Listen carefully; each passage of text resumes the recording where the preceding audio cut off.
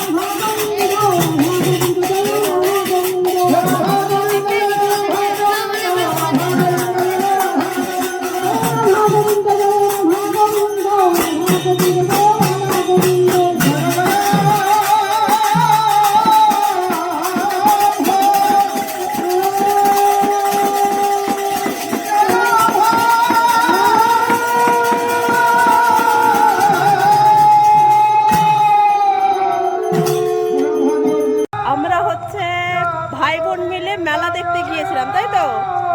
হ্যাঁ, তো আজ থেকে আমাদের মেলা শুরু, মানে আমাদের ঘোরা শুরু। আর ফুচকা খেয়েছে, আর কিছু বলতে পারছে না, বলছে ফুচকাটায় ঝাল দিয়েছে। তো চলো টাটা, মেলা আমাদের ঘোরা হয়ে গেছে, এবার আমরা বাড়ি যাচ্ছি দুজনে মিলে, তাই তো? কেমন মেলা ঘুরলি? মেলা দারুণ। এখন এই তো ফার্স্ট দিন, এখনো বেশি মানে কি বলবো, এখনো দোকান বেশি দোকান বসেনি আর কি। এবারে কাল পরশু থেকে এবারে জমজমাট শুরু হবে। হ্যাঁ একদম জমজমাট হবে, শুরু হবে কাল থেকে। আমরা এখন, আর তোমরা যদি আসতে চাও অবশ্যই আসবে।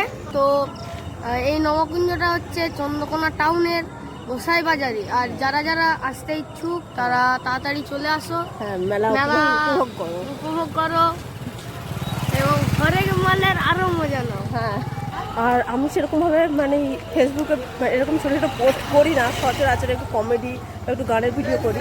তো ও হচ্ছে দায়িত্ব নিয়েছে, বলেছে দিদি আমি যতদিন আছি আমি তোমার কী করবো, ব্লগটা একটু চালিয়ে দেবে। হ্যাঁ, ব্লগটা চালিয়ে দেবে, ভিডিও করে দেবে। তো সেই জন্য মানে ও ভিডিও করতে ভালোবাসে তো।